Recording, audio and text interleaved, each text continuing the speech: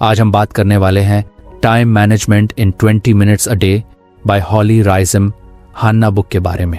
अगर आप सच में अपनी लाइफ को बेहतर बनाना चाहते हैं तो सबसे पहले आपको ये समझना होगा कि आप अपना टाइम कहाँ और कैसे खर्च कर रहे हैं। यही होता है टाइम ऑडिट का पहला स्टेप, अपनी टाइम स्पेंडिंग हैबिट्स को समझना। सोचो ना, हम दिन भर इतने काम करते हैं, कभी मोबाइल चला रहे होते हैं, कभी इंस्टाग्राम रील्स स्क्रॉल कर रहे होते हैं, कभी बिना मतलब की बातचीत में टाइम निकल जाता है और दिन खत्म होते होते हम सोचते हैं आज तो कुछ प्रोडक्टिव किया ही नहीं। यही रीज़न है कि हमें सबसे पहले अपना एक ऑनेस्ट टाइम रिकॉर्ड रखना चाहिए। टाइम ऑडिट करना मतलब ये नहीं कि आपको हर एक मिनट का हिसाब रखना है जैसे कोई अकाउंटेंट करता है, बल्कि ये एक आसान प्रोसेस है जिसमें आप बस 2-3 दिन तक ध्यान रखते हैं कि आप क्या कर रहे हैं और कितनी देर कर रहे हैं।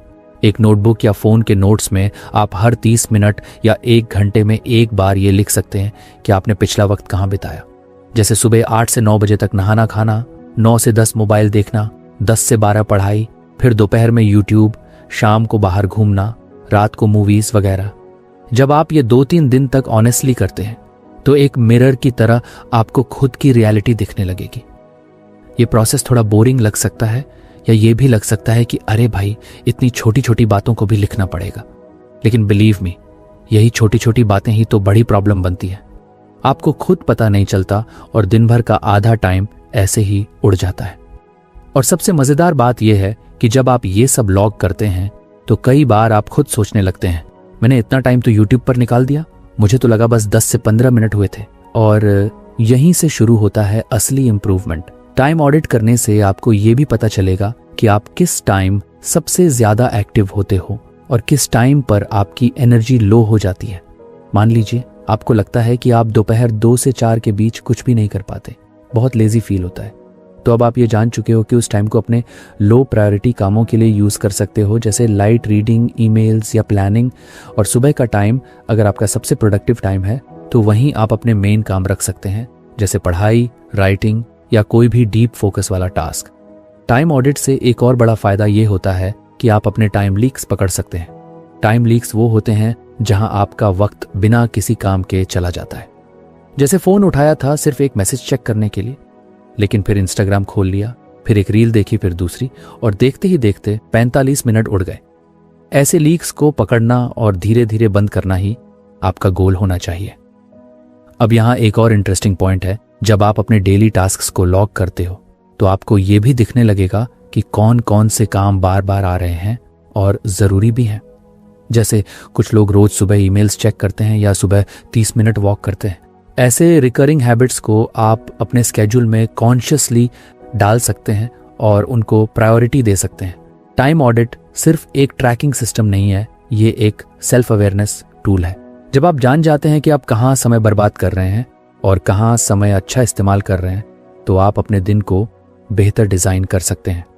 और जब आप खुद अपने दिन के डिज़ाइनर बन जाते हैं तो प्रोडक्टिविटी खुद ब खुद बढ़ जाती है।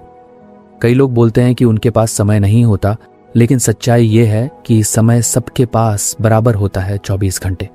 फर्क सिर्फ इतना होता है कि कुछ लोग उन 24 घंटों का सही यूज करना सीख जाते हैं और कुछ बस सोचते रहते हैं कि वक्त कहाँ चला गया।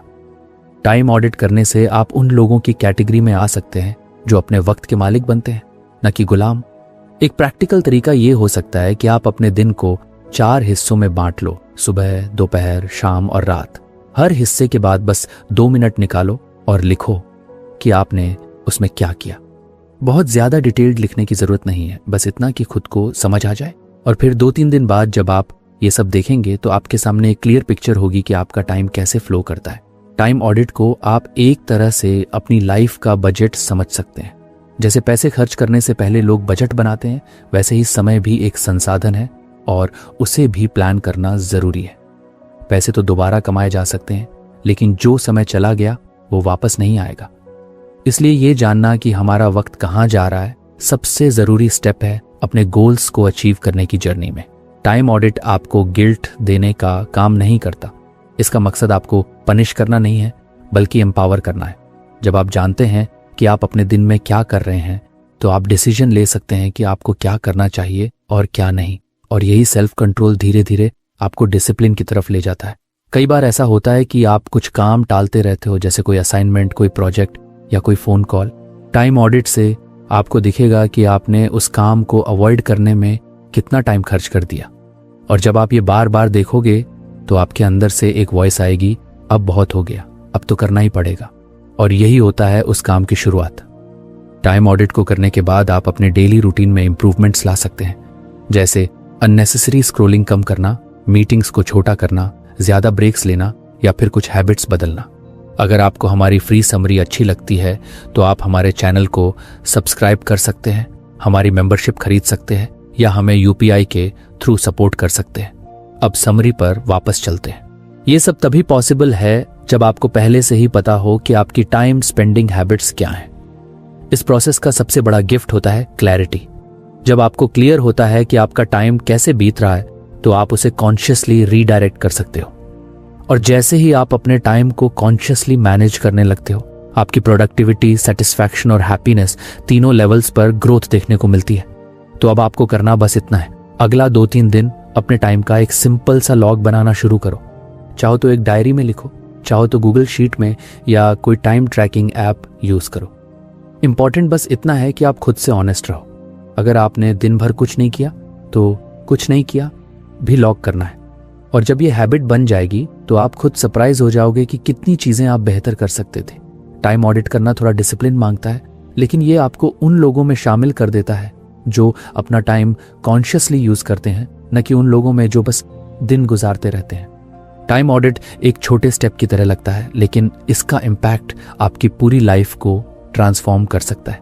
इसलिए आज से, अभी से अपने टाइम की जिम्मेदारी लो और खुद से पूछो, मेरा आज का दिन वाकई वैल्यूएबल था? अगर आपने अपना टाइम ऑडिट कर लिया है और अब आपको यह समझ आ गया है कि आप अपना समय कहाँ खर्च कर रहे हैं, तो अगला कदम है अपना आइडियल स्केड्यूल बनाना।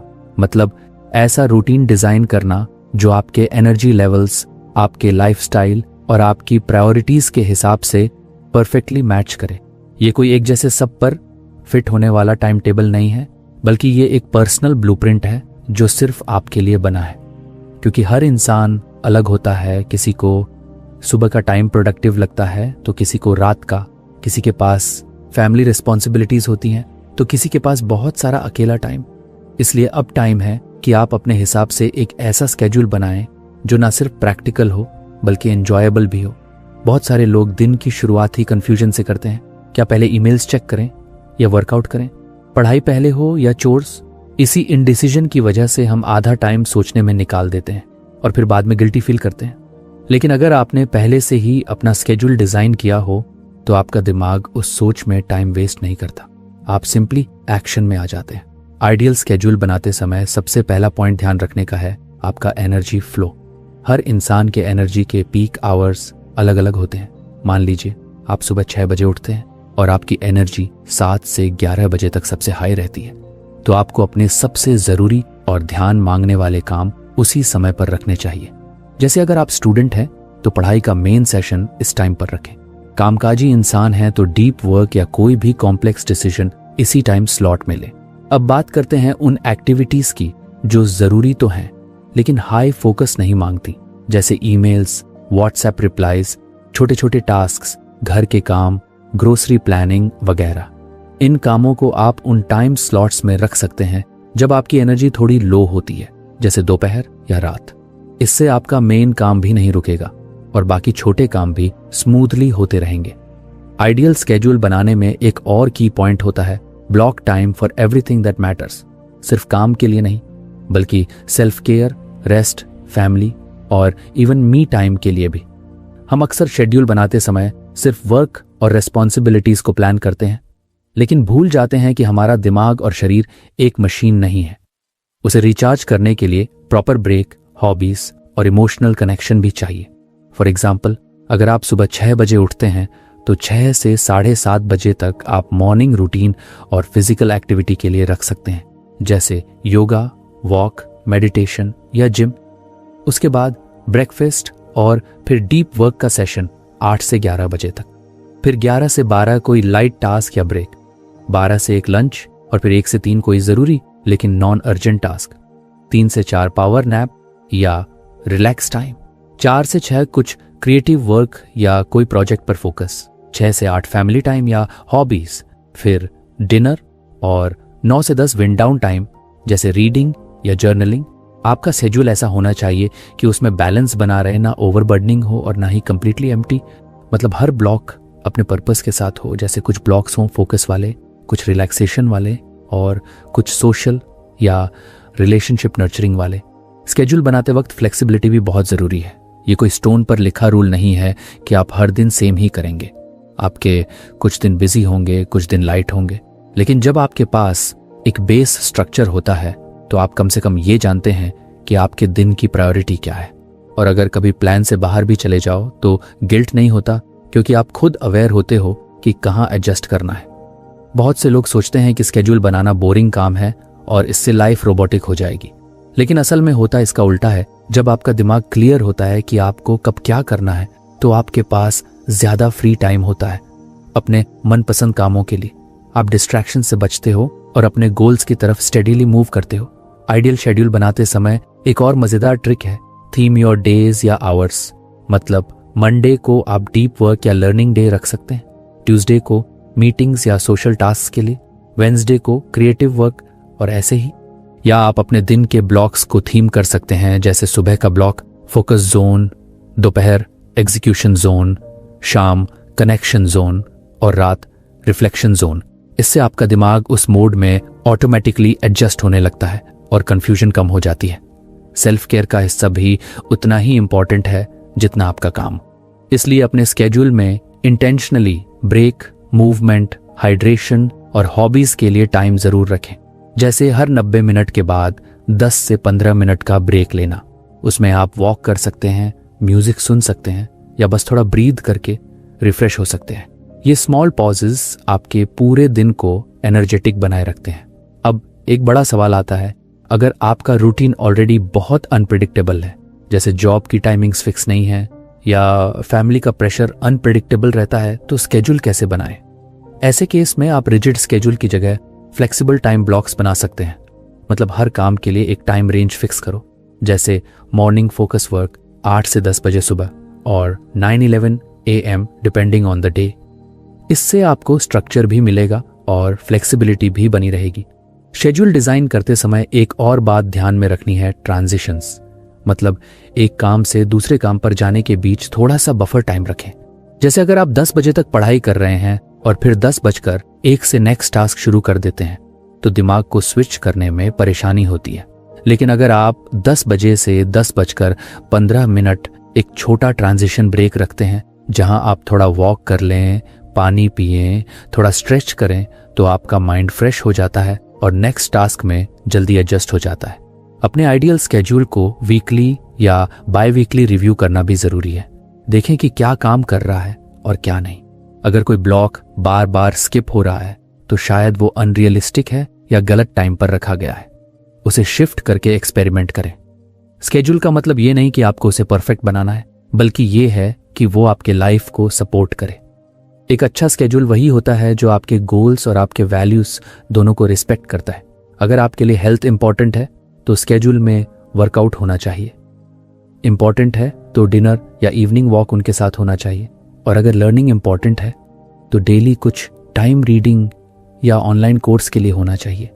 ऐसे ही धीरे धीरे आप अपने आइडियल डे को रियलिटी में बदल सकते हैं। स्केड्यूल बनाना एक तरह से अपने सपनों को डेली रूटीन में बदलने जैसा है। ड्रीम्स बड़े होते हैं, लेकिन उन्हें अचीव करने के लिए छोटे कंसिस्टेंट स्टेप्स चाहिए होते हैं, और वही काम आपका स्केड्यूल करता है। वो आपको डायरेक्शन देता है, फोकस देता है और सबसे जरूरी पीस देता है।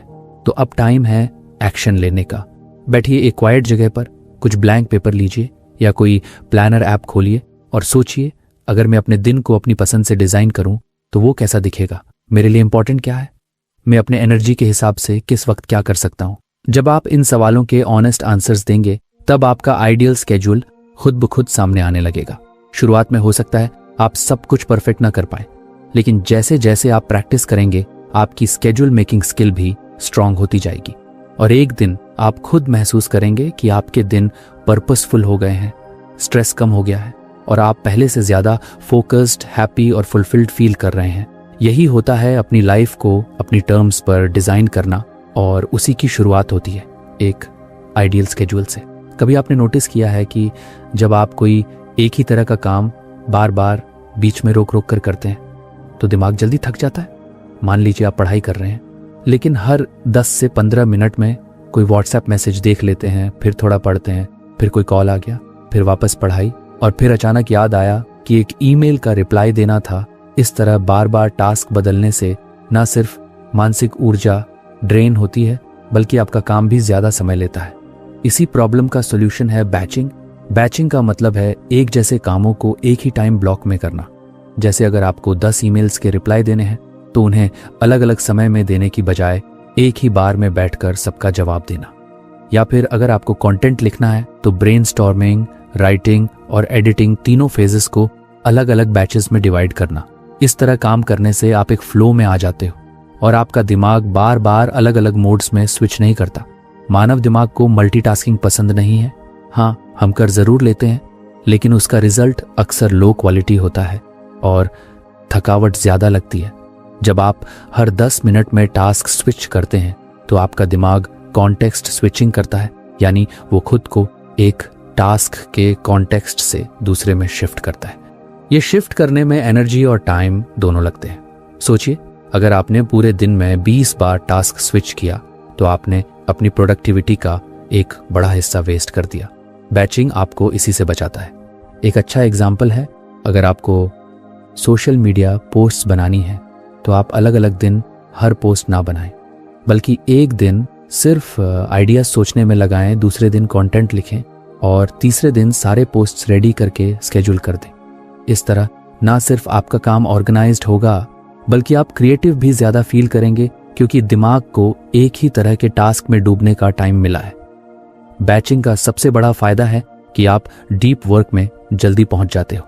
जब आप एक जैसे काम कर रहे होते हो तो हर बार नए तरीके से सोचने की जरूरत नहीं होती। जैसे जब आप एक साथ 10 ईमेल्स के जवाब दे रहे होते हो तो दिमाग एक रिदम में आ जाता है। टोन, फॉर्मेट, लैंग्वेज सब नेचुरल फ्लो में आता है। लेकिन अगर यही काम आप अलग अलग टाइम पर करते तो हर बार दिमाग को नए कॉन्टेक्स्ट में जाना पड़ता और एफिशिएंसी कम हो जाती। बैचिंग का एक दूसरा बड़ा फायदा यह भी है कि आप डिस्ट्रैक्शन से बचते हो। जब आपने एक टास्क के लिए डेडिकेटेड टाइम ब्लॉक बना लिया है तो आप उस दौरान बाकी चीजों को अवॉइड कर सकते हैं। जैसे अगर आप 4 से 5 बजे तक सिर्फ कॉल्स करने का बैच बनाते हैं तो उस दौरान आप ना ईमेल चेक करते हैं, ना मैसेजेस का रिप्लाई देते हैं। इससे आपका काम फास्ट भी होता है और ध्यान भी बना रहता है। बहुत सारे लोग प्लानिंग तो कर लेते हैं लेकिन एग्जीक्यूशन में फंस जाते हैं क्योंकि उनका टाइम मैनेजमेंट वीक होता है। बैचिंग आपकी प्लानिंग को एक्शन में बदलने का प्रैक्टिकल तरीका है। ये आपको क्लैरिटी देता है कि किस काम के लिए कितना टाइम लगाना है और उसे कब करना है। आपके डेली रूटीन में कई ऐसे रिपीटेटिव टास्क्स होते हैं जिन्हें आप बैच कर सकते हैं, जैसे ईमेल्स और मैसेजेस का एक साथ जवाब देना, जैसे सुबह और शाम 20-20 मिनट। मील प्रिपरेशन, हफ्ते में 1 बार या 2 बार खाना बना लेना और स्टोर कर लेना। शॉपिंग लिस्ट बनाना, हफ्ते में 1 दिन बैठकर लिस्ट तैयार करना। रीडिंग और लर्निंग, दिन में 1 या 2 स्पेसिफिक स्लॉट्स रखना। क्लीनिंग टास्क्स जैसे लॉन्ड्री, डस्टिंग, डिशेस को एक साथ निपटाना। बैचिंग आपको माइक्रो डिसीजन से भी बचाता है।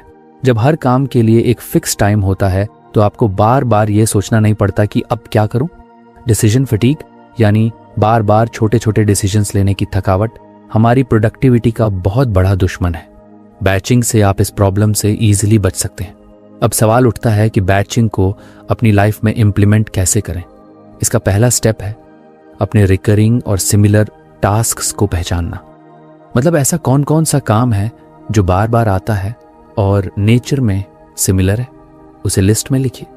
फिर उस लिस्ट को कैटेगराइज कीजिए, जैसे admin tasks, creative tasks, communication tasks, physical tasks आदि। दूसरा स्टेप है इन कैटेगरीज के हिसाब से वीकली या डेली ब्लॉक्स बनाना। जैसे मंडे को एडमिन टास्क्स, बिल, दस्तावेज आदि, ट्यूसडे को क्रिएटिव वर्क, वेंसडे को मीटिंग्स या कॉल्स और ऐसे ही। या फिर हर दिन आप 2 से 4 बजे तक सिर्फ कम्युनिकेशन, ईमेल, मैसेजेस का बैच बना सकते हैं। तीसरा स्टेप है बाउंड्रीज सेट करना। जब आप किसी बैच पर काम कर रहे हों तो बाकी डिस्ट्रैक्शंस को अवॉइड करें। नोटिफिकेशंस बंद करें, फोन साइलेंट पर रखें और अगर पॉसिबल हो तो एक क्वाइट जगह पर बैठें। फोकस बैचिंग तभी इफेक्टिव होता है जब आप एक टास्क में इमर्स हो सकें। बैचिंग में डिसिप्लिन जरूरी है, लेकिन ओवर रिजिड होने की जरूरत नहीं है।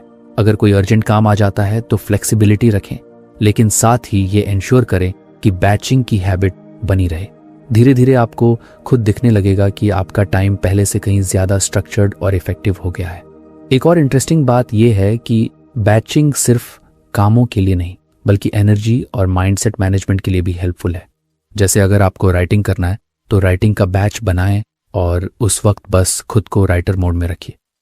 उसी तरह अगर आप किसी प्रोजेक्ट पर रिसर्च कर रहे हैं तो उस बैच में सिर्फ एक्सप्लोर कीजिए, एनालाइज कीजिए, ना कि डिसीजन लें। इससे आपका दिमाग ओवरवेल्म नहीं होता और आप अपने काम को ज्यादा डेप्थ में कर पाते हैं। बैचिंग का असर सिर्फ टाइम सेविंग तक सीमित नहीं है, ये आपकी इमोशनल एनर्जी भी बचाता है। जब आप हर थोड़ी देर में टास्क चेंज करते हैं तो आपके मूड में भी फ्लक्चुएशन आता है। कभी आप ईमेल से इरिटेट हो जाते हैं, कभी कोई कॉल आपका फ्लो तोड़ देता है, और कभी किसी टास्क में इंटरेस्ट ही नहीं आता क्योंकि दिमाग ऑलरेडी एग्जॉस्टेड होता है। लेकिन बैचिंग में आप एक स्टेट में बने रहते हैं और यही फ्लो आपको सेटिस्फैक्शन देता है। कभी कभी हम सोचते हैं कि मल्टीटास्किंग से हम ज्यादा काम कर लेंगे, लेकिन असल में यह सिर्फ इल्यूजन होता है। स्टडीज ने प्रूव किया है कि जो लोग बैचिंग करते हैं वो ना सिर्फ ज्यादा काम करते हैं बल्कि हाई क्वालिटी आउटपुट भी देते हैं। उनका स्ट्रेस लेवल भी कम होता है और काम करने का सेटिस्फैक्शन भी ज्यादा। बैचिंग के साथ साथ आप ऑटोमेशन और डेलीगेशन का भी यूज कर सकते हैं ताकि आपका टाइम और भी एफिशिएंटली यूज हो। जैसे सोशल मीडिया पोस्ट को एक बार में बना लेना और फिर ऑटो स्केड्यूल करना, या रूटीन एडमिन टास्क्स को किसी असिस्टेंट या टूल से हैंडल करवाना। इससे आपके पास वो टाइम बचेगा जो आप डीप थिंकिंग, लर्निंग या क्रिएटिव वर्क में लगा सकते हैं। हर इंसान का बैचिंग स्टाइल अलग हो सकता है। किसी को लॉन्ग बैचेस पसंद होते हैं, 2 से 3 घंटे, किसी को छोटे छोटे बर्स्ट्स 25 से 30 मिनट। आपको थोड़ा एक्सपेरिमेंटेशन करना पड़ेगा ताकि आपको समझ आए कि आपके लिए क्या बेस्ट काम करता है। लेकिन एक बार जब आप सही तरीका पकड़ लेते हैं तो आपको खुद भी हैरानी होगी कि आप पहले इतना इनएफिशिएंटली काम कैसे कर रहे थे। बैचिंग एक स्मार्ट वर्क का तरीका है। ये कोई हार्ड रूल नहीं है, बल्कि एक हैबिट है जो आपको बार बार प्रैक्टिस करके अडॉप्ट करनी होती है। जब आप एक जैसा काम एक साथ करते हैं तो आप न सिर्फ वक्त बचाते हैं बल्कि अपने दिमाग को भी अननेसेसरी जगलिंग से बचाते हैं।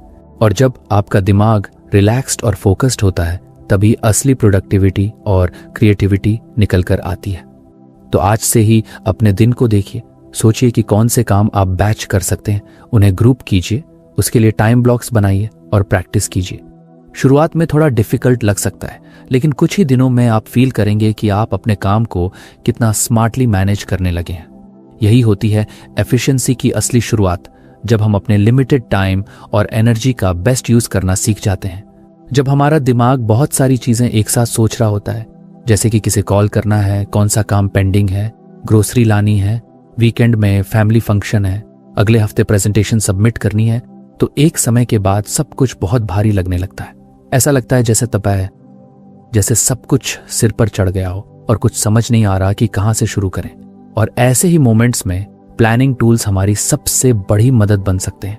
चाहे वो एक सिंपल टू डू लिस्ट हो, एक सुंदर सा पेपर प्लानर हो, कोई डिजिटल कैलेंडर हो या एक क्रिएटिव विजुअल बोर्ड। इन टूल्स की मदद से हम अपनी लाइफ को स्ट्रक्चर दे सकते हैं और अपने दिमाग को थोड़ा आराम। प्लानिंग करना कोई बोरिंग या बंधन जैसा काम नहीं है। असल में ये एक ऐसा तरीका है जो आपको फ्रीडम देता है, freedom from forgetfulness, from last minute stress, from overload. जब आपके पास एक क्लियर प्लान होता है कि आपको कब क्या करना है, तो आपके दिमाग को हर वक्त सब कुछ याद रखने की जरूरत नहीं होती। इससे मेंटल स्पेस खाली होती है और आप ज्यादा क्लैरिटी और फोकस के साथ अपने काम कर पाते हैं। सबसे बेसिक और आसान तरीका है टू डू लिस्ट। ये वो तरीका है जो ऑलमोस्ट हर कोई यूज करता है। एक सिंपल पेपर या मोबाइल ऐप पर आप अपने दिन भर के कामों की लिस्ट बना सकते हैं। टू डू लिस्ट से आपको एक रोड मैप मिल जाता है कि आज के दिन में क्या क्या करना है। हर काम को कंप्लीट करके उसे टिक करना एक बहुत सेटिस्फाइंग फीलिंग देता है। ये आपको मोटिवेट करता है और दिन भर के काम को मैनेजेबल बनाता है। लेकिन सिर्फ टू डू लिस्ट से ही काम नहीं चलता। कभी कभी हम बहुत सारी चीजें एक साथ लिस्ट में डाल देते हैं और फिर ओवरवेल्म्ड हो जाते हैं। इसलिए प्लानिंग में नेक्स्ट लेवल पर आता है प्लानर का इस्तेमाल। आप चाहें तो एक पेपर प्लानर यूज करें जिसमें आप डेली, वीकली और मंथली टास्क्स को प्लान कर सकें। इसमें आप सिर्फ काम ही नहीं बल्कि अपॉइंटमेंट्स, गोल्स, हैबिट्स और इवन ग्रैटिट्यूड एंट्रीज भी लिख सकते हैं। प्लानर आपके लिए एक लाइफ मैप बन जाता है जहां आप अपने टाइम और प्रायोरिटीज को ट्रैक कर सकते हैं। कुछ लोग पेपर प्लानर्स पसंद करते हैं क्योंकि उसमें लिखने का एक अलग ही चार्म होता है। लिखते समय हम ज्यादा ध्यान देते हैं, सोचते हैं और कनेक्ट करते हैं अपने गोल्स से। लेकिन वहीं कुछ लोग डिजिटल टूल्स ज्यादा प्रिफर करते हैं, जैसे गूगल कैलेंडर, नोशन, ट्रेलो, टोडुइस्ट वगैरह। ये टूल्स आपको कहीं भी एक्सेस करने की सुविधा देते हैं, रिमाइंडर्स सेट करने का ऑप्शन देते हैं और अगर आप चाहें तो इनमें कलर कोड्स, टैग्स और डेडलाइंस भी डाल सकते हैं। गूगल कैलेंडर एक सुपर पावरफुल टूल है अगर आप अपने टाइम को स्मार्टली मैनेज करना चाहते हैं। इसमें आप पूरे दिन के events, meetings, deep work blocks, even me time भी प्लान कर सकते हैं और जब वो नोटिफिकेशन समय पर आपको याद दिलाता है तो आप बिना भूले हर काम सही समय पर कर पाते हैं। इससे आपका स्केड्यूल विजुअलाइज होता है और आपको एक क्लियर पिक्चर मिलती है कि आपका दिन कैसा दिखेगा। प्लानिंग टूल्स का एक और क्रिएटिव तरीका होता है विजुअल बोर्ड्स। ये ज्यादातर लोग गोल्स सेट करने, लाइफ विजन बनाने और मोटिवेशन बढ़ाने के लिए यूज करते हैं। आप एक कॉर्क बोर्ड या डिजिटल बोर्ड जैसे कैनवा या पिंटरेस्ट पर अपने गोल्स, इंस्पिरेशंस, टास्क्स और अचीवमेंट्स को विजुअली रिप्रेजेंट कर सकते हैं। ये आपके सबकॉन्शियस माइंड को भी एक्टिवेट करता है, जिससे आपके अंदर एक नेचुरल ड्राइव आती है अपने गोल्स की ओर बढ़ने की। कभी कभी जब आप परेशान होते हैं, कंफ्यूज्ड होते हैं या कुछ बड़ा अचीव करना चाहते हैं तो एक माइंड मैप बनाना भी बहुत हेल्प करता है। माइंड मैप एक ऐसा विजुअल टूल होता है जिसमें आप किसी एक टॉपिक को सेंटर में रखते हैं और उससे जुड़े हुए सारे थॉट्स, टास्क्स और आइडियाज को ब्रांचेस की तरह फैला देते हैं। इससे ना सिर्फ आपको क्लैरिटी मिलती है बल्कि आप चीजों को अलग नजरिए से देख पाते हैं। प्लानिंग टूल्स का एक हिडन बेनिफिट ये भी होता है कि ये आपके लॉन्ग टर्म गोल्स को छोटे छोटे डेली एक्शंस में कन्वर्ट कर देता है। हम अक्सर बड़े गोल्स सोचते हैं, जैसे मैं फिट बनूंगा, मैं एक बुक लिखूंगा, मैं सेविंग्स बढ़ाऊंगा, लेकिन एक्शन नहीं ले पाते क्योंकि वो बहुत एब्स्ट्रैक्ट लगते हैं। लेकिन जब आप उन गोल्स को छोटे छोटे टास्क्स में डिवाइड करके अपने प्लानर में लिख देते हैं, जैसे आज 20 मिनट वॉक, हर दिन 300 वर्ड्स लिखना, इस हफ्ते 1000 रुपए बचाना, तो वो गोल्स अचीवेबल लगने लगते हैं और धीरे धीरे वो ड्रीम्स रियलिटी बनने लगते हैं। प्लानिंग आपको बिजी नहीं बनाता, वो आपको इंटेंशनल बनाता है। वो आपको खुद की लाइफ की स्टीयरिंग देता है ताकि आप कंट्रोल में रह सकें। कई बार लोग सोचते हैं कि प्लानिंग करने से स्पॉन्टेनिटी खत्म हो जाएगी, लेकिन असल में होता इसका उल्टा है। जब आप जरूरी कामों को पहले से प्लान कर लेते हो तो आपके पास स्पॉन्टेनियस फन के लिए ज्यादा समय बचता है और गिल्ट भी नहीं होता क्योंकि जरूरी चीजें ऑलरेडी कवर्ड है। प्लानिंग टूल्स का यूज करते समय सबसे जरूरी बात होती है कंसिस्टेंसी। सिर्फ एक बार प्लानर खरीद लेने से कुछ नहीं होगा। आपको उसे रोज देखना, अपडेट करना और उसे अपना दोस्त बनाना पड़ेगा। मॉर्निंग में 5 से 10 मिनट और रात को 5 से 10 मिनट अपने प्लानर के साथ बैठिए। देखिए क्या किया, क्या पेंडिंग है और कल क्या करना है। ये एक मिनी रिफ्लेक्शन सेशन बन जाता है जो आपके दिन को और भी माइंडफुल बना देता है। एक और तरीका जो बहुत इफेक्टिव होता है वो है वीकली प्लानिंग रिचुअल। हर रविवार शाम या सोमवार सुबह 30 मिनट निकालिए और अपने आने वाले हफ्ते की प्लानिंग कीजिए। कौन कौन से इंपॉर्टेंट काम हैं, कौन से डेडलाइंस हैं, कब फ्री टाइम मिलेगा, कब सोशल कमिटमेंट्स हैं। ये सब पहले से देख लेने से आपका वीक ज्यादा स्मूथ चलता है और सरप्राइजेस कम होते हैं। प्लानिंग टूल्स का सबसे बड़ा असर आपके मेंटल पीस पर होता है। जब सब कुछ दिमाग में भरा होता है तो एंजाइटी बढ़ती है, लेकिन जब आप अपने थॉट्स, टास्क्स और वरीज को किसी नोटबुक, ऐप या बोर्ड में ट्रांसफर कर देते हैं तो आपका दिमाग रिलैक्स फील करता है। इसे ही कहते हैं मेंटल डिक्लटरिंग। यह आपको फ्री करता है ताकि आप ज्यादा क्रिएटिव और प्रोडक्टिव बन सकें। प्लानिंग टूल्स का सिलेक्शन भी इंपॉर्टेंट होता है। ऐसा टूल चुनिए जो आपके पर्सनैलिटी और स्टाइल से मैच करता हो। अगर आपको लिखना पसंद है तो पेपर प्लानर यूज कीजिए। अगर आप टेक्नोलॉजी फ्रेंडली हैं तो डिजिटल एप्स यूज करें, और अगर आप दोनों को बैलेंस करना चाहते हैं तो हाइब्रिड तरीका अपनाइए। कुछ कामों के लिए डिजिटल और कुछ के लिए पेपर बेस्ड। जो भी करें बस उसे अपनाइए और उसका कंसिस्टेंट यूज कीजिए। प्लानिंग टूल्स आपको डिस्ट्रैक्शंस से भी बचाते हैं। जब आपके पास हर दिन का प्लान होता है तो आप कम बार सोचते हैं अब क्या करूं। और ज्यादा बार फोकस करते हैं मुझे ये करना है। ये क्लियर डायरेक्शन आपको किसी भी तरह के digital noise, random time pass और प्रोक्रेस्टिनेशन से दूर रखती है। कई बार लोग सोचते हैं कि प्लानिंग टूल्स सिर्फ कामकाजी लोगों के लिए होते हैं, लेकिन सच तो ये है कि ये हर किसी के लिए होते हैं। Students, home makers, freelancers, business owners, artists, कोई भी जो अपने दिन को पर्पसफुल बनाना चाहता है। प्लानिंग एक स्किल है जो धीरे धीरे डेवलप होती है और ये जितनी जल्दी आप सीख जाएं उतना बेटर रहेगा। प्लानिंग टूल्स ना सिर्फ आज को बेटर बनाते हैं बल्कि वो आपके फ्यूचर की फाउंडेशन भी तैयार करते हैं।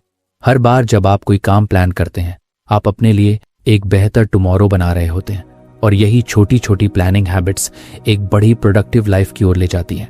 तो अब वक्त है कि आप भी कोई एक प्लानिंग टूल चुनें, चाहे वो एक डायरी हो, कोई डिजिटल ऐप हो या एक कलरफुल बोर्ड, और उसे अपनी डेली लाइफ का हिस्सा बनाएं।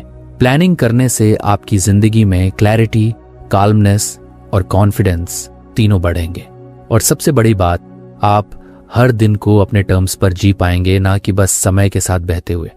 यही है एक वेल प्लान्ड लाइफ की असली ब्यूटी। हम सभी दिन की शुरुआत बहुत सारी उम्मीदों और कामों के साथ करते हैं। दिल कहता है कि आज सब कुछ कर लेंगे, पढ़ाई भी, घर के काम भी, ईमेल्स का जवाब भी, एक्सरसाइज भी और शायद थोड़ा क्रिएटिव टाइम भी निकाल लेंगे। लेकिन जैसे जैसे दिन आगे बढ़ता है एनर्जी कम होती जाती है, मोटिवेशन फिसलने लगता है और फिर शाम होते होते हमें लगता है कि हमने कुछ खास किया ही नहीं। इसी फ्रस्ट्रेशन का मेन कारण है एक लंबी और अन्यायपूर्ण टू डू लिस्ट। असल में टू डू लिस्ट बनाना एक आर्ट है और अगर आप इस आर्ट को मास्टर कर लेते हैं तो आपका दिन ज्यादा प्रोडक्टिव, ज्यादा फोकस्ड और ज्यादा पीसफुल बन सकता है। कई लोग सोचते हैं कि टू डू लिस्ट में जितने ज्यादा काम होंगे उतना अच्छा है। उन्हें लगता है कि एक लंबी लिस्ट मतलब वो बहुत एम्बिशियस है, बहुत मोटिवेटेड है। लेकिन सच्चाई ये है कि जब आप अपनी लिस्ट में बहुत सारे टास्क्स डाल देते हैं तो आपका दिमाग खुद ओवरवेल्म्ड हो जाता है। फिर वो डिसाइड ही नहीं कर पाता कि पहले क्या करे और बाद में क्या, और इसी कंफ्यूजन में टाइम निकल जाता है। इसलिए सबसे पहली बात जो समझने की जरूरत है वो ये कि टू डू लिस्ट को छोटा बनाइए लेकिन इम्पैक्टफुल बनाइए। हैना भी यही कहती हैं, हर दिन सिर्फ 3 से 5 हाई इम्पैक्ट टास्क्स रखें। ऐसे काम जो आपके दिन की प्रोडक्टिविटी को डिफाइन करते हैं, जो आपको अपने गोल्स के करीब ले जाते हैं। ये वो काम होते हैं जो अगर सिर्फ ये ही पूरे हो जाएं तो आपका दिन सफल माना जाएगा। तो अब सवाल ये आता है कि हाई इम्पैक्ट टास्क कौन सा होता है? इसका जवाब है ऐसा काम जो या तो आपकी लाइफ को आगे बढ़ाता है, या आपको पीस देता है, या किसी जरूरी डेडलाइन को पूरा करता है। जैसे अगर आप स्टूडेंट हैं तो चैप्टर 5 रिवाइज करना एक हाई इम्पैक्ट टास्क हो सकता है। अगर आप फ्रीलांसर हैं तो क्लाइंट को प्रपोजल भेजना या इनवॉइस बनाना ऐसा टास्क हो सकता है। अगर आप होम मेकर हैं तो वीकली मील प्लान बनाना एक हाई वैल्यू काम हो सकता है, क्योंकि इससे पूरे हफ्ते की तैयारी आसान हो जाती है। बहुत से लोग अपनी टू डू लिस्ट में हर छोटा बड़ा टास्क डाल देते हैं, जैसे कपड़े धोना, पानी पीना, टीवी देखना, व्हाट्सएप चेक करना। लेकिन ऐसे छोटे काम वैसे भी अपने आप हो जाते हैं। उन्हें लिस्ट में डालने से आपकी लिस्ट लंबी तो हो जाती है लेकिन यूजफुल नहीं रहती, और जब लिस्ट लंबी हो जाती है तो हमारा फोकस भी बिखर जाता है। तो फ्रेंड्स, ये थी हमारी आज की बुक समरी। आपको कैसी लगी कमेंट करके जरूर बताएं, और धन्यवाद आपका समरी एंड तक सुनने के लिए।